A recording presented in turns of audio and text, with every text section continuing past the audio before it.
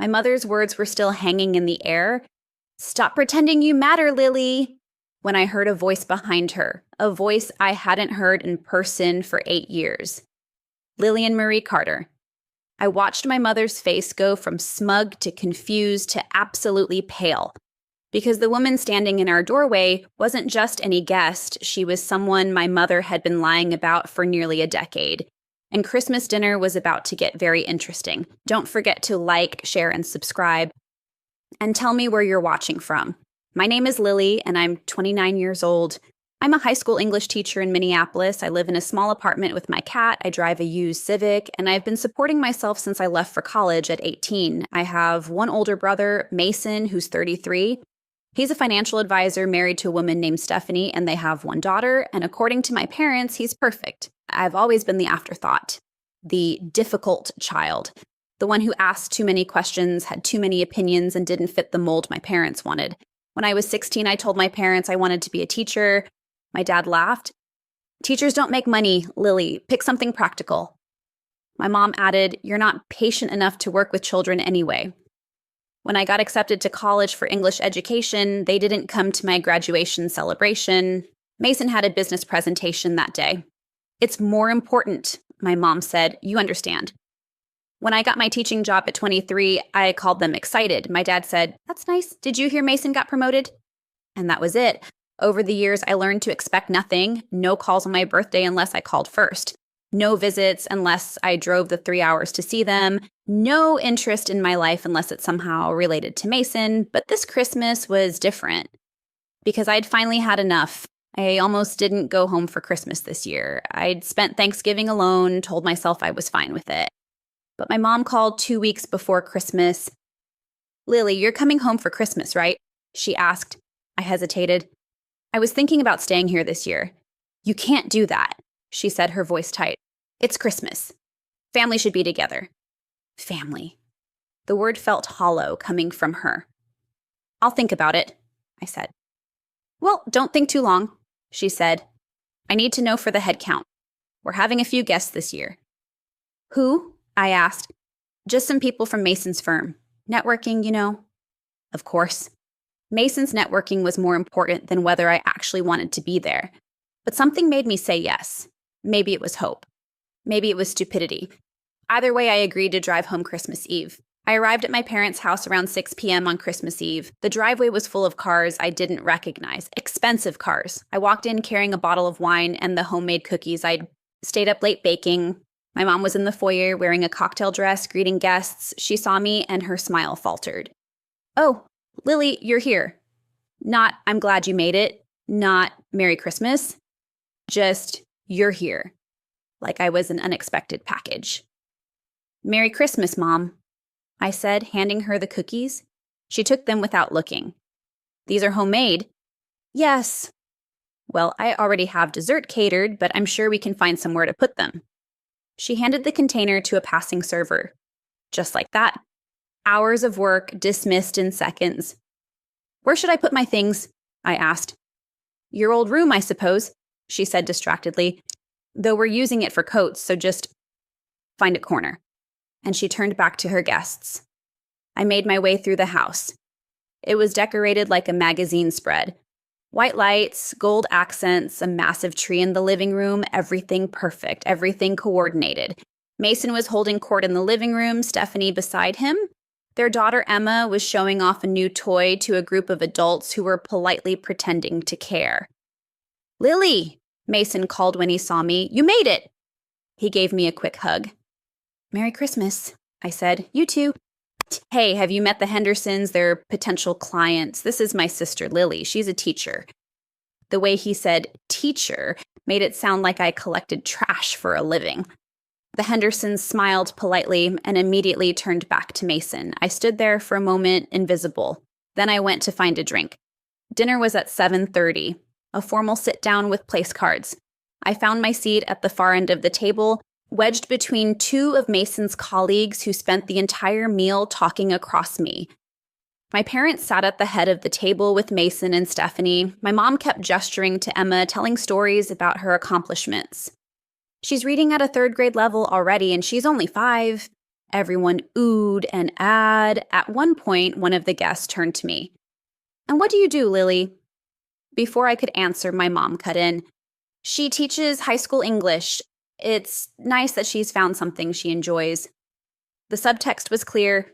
It's cute that she has a little hobby job. "That must be rewarding," the guest said politely. "It is," I said. "I actually just had a student win a state writing competition. I helped her prepare." "Emma's teacher says she's gifted." My mom interrupted, turning the conversation back to her granddaughter. I set down my fork and didn't pick it up again. After dinner, everyone moved to the living room for drinks and gifts. I stayed in the kitchen, helping the caterers clean up, even though they told me I didn't have to. I just needed space. My mom came in at one point. "Lily, what are you doing in here?" "Helping," I said. "The caterers have it handled. Come join the party." "I'm fine here." She sighed. "Why do you always have to be difficult?" I turned to face her. "I'm being difficult by cleaning up?" "You're being antisocial. Mason's colleagues are out there. You should be networking." "Why would I network with financial advisors, Mom? I'm a teacher." "Well, maybe if you tried harder, you'd have a better job." The words hit me like a slap. "A better job," I repeated. "You know what I mean," she said. "Something with more potential."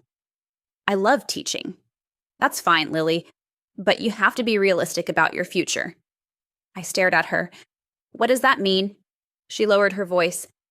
"It means you're 29, unmarried, renting an apartment, teaching high school. At some point, you have to grow up." My hands were shaking. "I am grown up, Mom. I have a career. I pay my own bills. I'm independent." "You're alone," she said sharply. "There's a difference." And she walked out. I stayed in the kitchen for another 20 minutes, trying not to cry, trying to decide if I should just leave. But then I heard laughter from the living room. Mason's voice, loud and jovial, my mom's laughter joining in, and something inside me snapped. I walked into the living room. Everyone was gathered around the tree exchanging gifts. Emma was tearing into a massive present. "Lily," my dad called, "come open your gift." I looked at the tree. There was one small box with my name on it. I picked it up. It was light. I unwrapped it slowly. Inside was a Starbucks gift card. $25. Next to me, Mason was opening a box from my parents. A TAG Heuer watch, easily $3,000. "Wow, Mom, Dad, this is too much," Mason said, but he was grinning. "You deserve it," my dad said. "You've worked so hard this year." I looked down at my gift card, $25. "Do you like it, Lily?" my mom asked. I looked up. "It's great, thanks." She smiled. "I know you love coffee. I thought it would be practical." Practical. Mason got a luxury watch. I got a gift card you'd give a Secret Santa. I excused myself and went outside. The cold air hit my face, sharp and clarifying. I sat on the front steps and let myself feel everything I'd been holding back. The dismissal, the comparisons, the constant message that I wasn't enough. I pulled out my phone and opened my email. There was one sitting in my drafts, an email I'd written 3 days ago but hadn't sent. To Dr. Patricia Henley, Dean of Education, Northeastern University, subject, recommendation letter, follow up. Dr. Henley had reached out to me 2 months ago. She'd seen my work with the state writing competition and wanted to discuss a position at the university, a teaching position in their education department. Better pay, better benefits, a chance to train future teachers. I'd been hesitant. Northeastern was in Boston, 8 hours from my parents, 8 hours from the city where I grew up. But sitting on those steps, I realized something. I wasn't hesitating because of distance. I was hesitating because some part of me still hoped my parents would see me, and they never would. I hit send. I sat outside for another 10 minutes, watching my breath fog in the cold, thinking about what came next. I could go back inside, smile through the rest of the night, and drive home tomorrow like nothing happened. I could keep playing the role of the family afterthought, the daughter who didn't matter, or I could stop. I stood up, walked back inside, found my coat buried under a pile of other coats in my old bedroom. I was heading for the door when my mom called out, "Lily, where are you going?" I turned around. Everyone was looking at me now, the guests, Mason, Stephanie, my parents. "I'm leaving," I said. My mom laughed nervously. Don't be ridiculous. It's Christmas Eve. We haven't even had dessert. I'm not hungry. Lily, you're being dramatic. My dad said. No, I said. I'm being honest. I drove 3 hours to be here. I brought gifts. I tried to participate, and I've been ignored, dismissed, and insulted since the moment I walked in. The room went silent. That's not fair, my mom said. Isn't it? I said. You gave Mason a $3,000 watch and gave me a Starbucks gift card. You interrupted me every time I tried to speak. You told me I need to grow up because I'm a teacher instead of a financial advisor. My mom's face flushed. I never said that. You said I need a better job, that I'm alone, that I need to be realistic about my future. My mom stepped toward me, lowering her voice. Lily, we have guests. Can we please discuss this later? No, I said, because I'm done. I'm done pretending this is normal. I'm done accepting scraps while Mason gets everything. I'm done being treated like I'm a disappointment. You're not a disappointment. Then why do you treat me like one? I said, my voice breaking. Why do you only call when you need something? Why do you skip my achievements but celebrate every single thing Mason does? Why am I never enough? Mason stood up. Lily, come on. You're making this a bigger deal than it is. Am I? I turned to him. When was the last time Mom and Dad came to see me? When was the last time they asked about my life without comparing it to yours? He didn't answer. That's what I thought, I said. My mom's face hardened. You're being selfish, Lily. This is Christmas. This is supposed to be about family, and you're ruining it. I'm ruining it? I said. By asking to be treated with basic respect? By making everything about you? My mom snapped. You've always done this. Always playing the victim. Always acting like we don't care when we've done nothing but support you. I laughed, a bitter, broken sound. Support me? You didn't even come to my college graduation ceremony. Mason had. I don't care what Mason had, I shouted. I needed you there, and you chose him. You always choose him. My mom's eyes filled with tears, but not the kind that come from regret. The kind that come from anger. Fine, she said coldly. If that's how you feel, then leave. Stop pretending you matter and just go. The room went dead silent. Stop pretending you matter.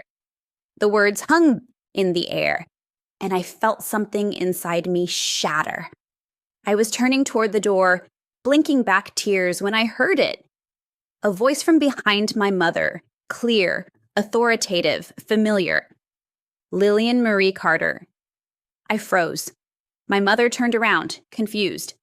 And that's when I saw her, Dr. Patricia Henley, Dean of Education at Northeastern University, standing in my parents' living room. My mouth fell open. Dr. Henley? I whispered. She smiled. Hello, Lillian. I apologize for the dramatic entrance. Your father invited me. He thought it would be a nice surprise. My dad stepped forward, looking nervous. I wanted to introduce you. I know you've been emailing, and Dr. Henley mentioned she'd be in town for the holidays, so I thought, you invited her here? My mom said, her voice strained. Why didn't you tell me? I wanted it to be a surprise, my dad said weakly. Dr. Henley looked around the room, taking in the tension. I seem to have arrived at an inopportune moment, she said, but perhaps that's for the best. She turned to my mother. Mrs. Carter, I presume? My mom nodded, clearly flustered. I've been trying to recruit your daughter for the past 2 months, Dr. Henley said. She's one of the most talented educators I've encountered in my 20 years in academia. Her students' writing scores are extraordinary, her approach to curriculum development is innovative, and her letters of recommendation from her principal and colleagues are glowing. The room was silent. I've offered her a position at Northeastern University, Dr. Henley continued, teaching future educators.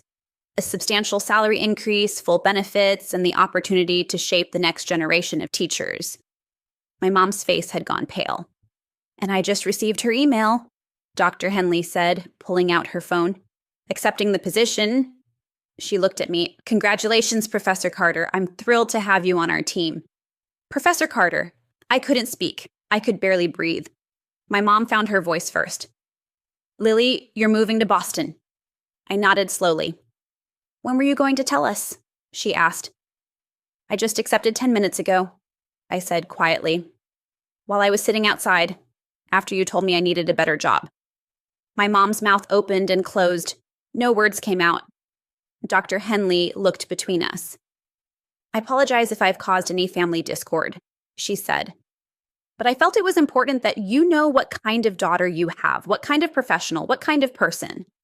She turned to me. Lillian, I've reviewed your portfolio extensively, your lesson plans, your student testimonials. The impact you've had on young lives is remarkable. You don't just teach English, you teach students how to find their voices, how to believe in themselves, how to matter. The irony wasn't lost on anyone in the room. I'll leave you to your holiday, Dr. Henley said.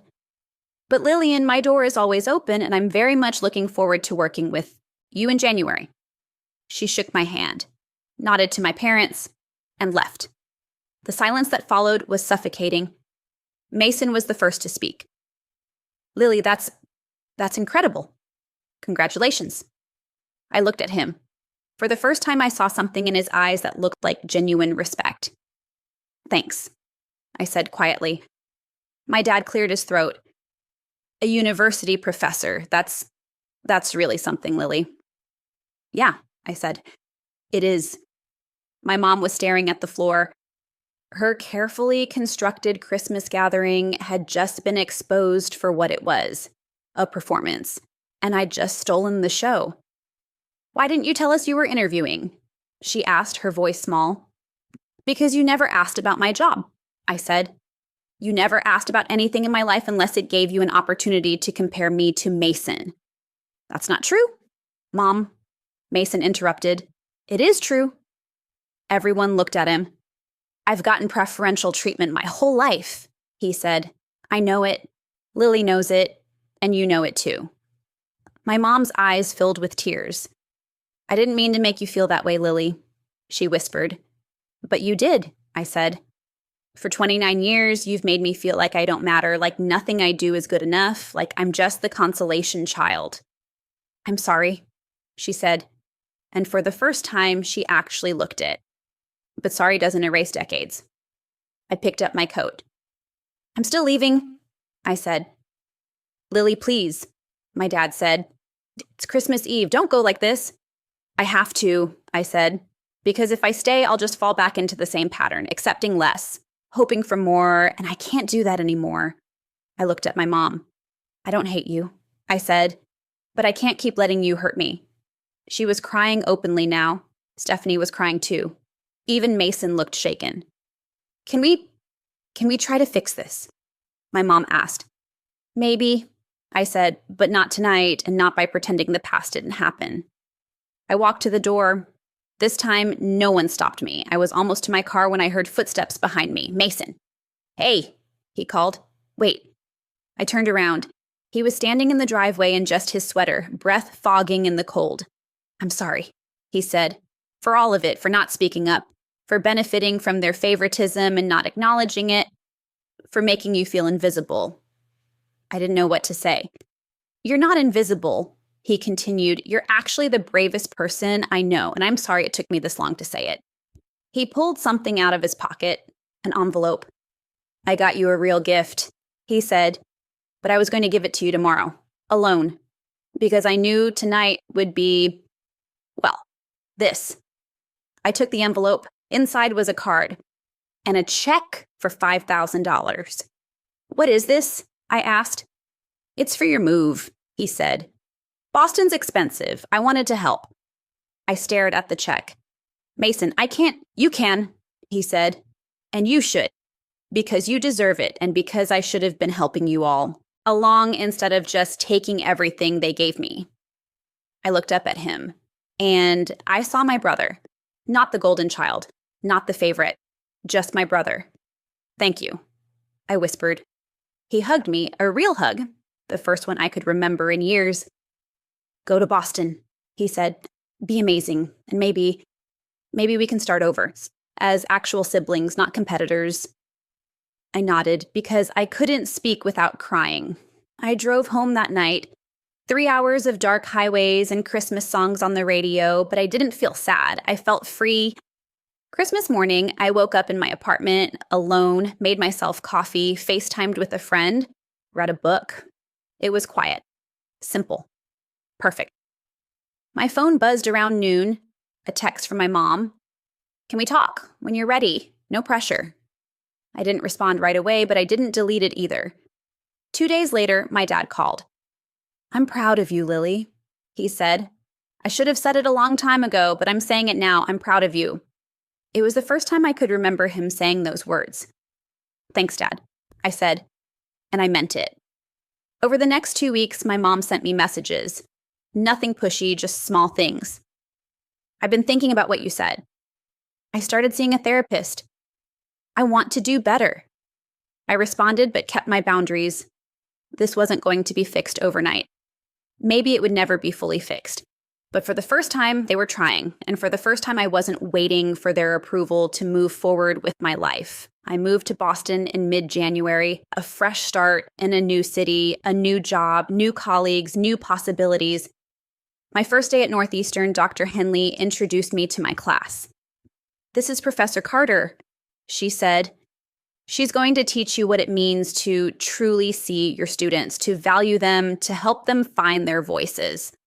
I looked at the room full of future teachers, young, eager, nervous, just like I'd been, and I realized something. I was exactly where I was supposed to be. 3 weeks into the semester, I got a package from my mom. Inside was a framed photo. Me at my college graduation, the one she'd missed. There was a note attached. "Lily, I found this in a box in the attic. I don't know why I never framed it before. I don't know why I let so many moments pass without celebrating you. I'm sorry. I know that doesn't fix anything, but I'm trying to do better. I'm proud of you. I've always been proud of you. I just didn't know how to show it. Love, Mom." I hung the photo in my office, right next to my diploma, right next to a card from my first student at Northeastern that said, "Thank you for making me feel like I matter." Because that's what I do now. I help people find their voices. I help them know they matter because I know what it's like to feel invisible, and I'll never let another student feel that way. Last week, my mom called. "Can I come visit?" she asked. "I'd like to see your new place, meet your colleagues, see you teach." I thought about it. "Okay," I said. "But Mom, when you come, I need you to really see me, not who you wanted me to be, not in comparison to Mason, just me." "I will," she said. "I promise." I don't know if she'll keep that promise, but I'm willing to find out. Because I finally learned something important. My worth isn't determined by whether my family sees it, it's determined by me, and I matter. I've always mattered, even when they couldn't see it.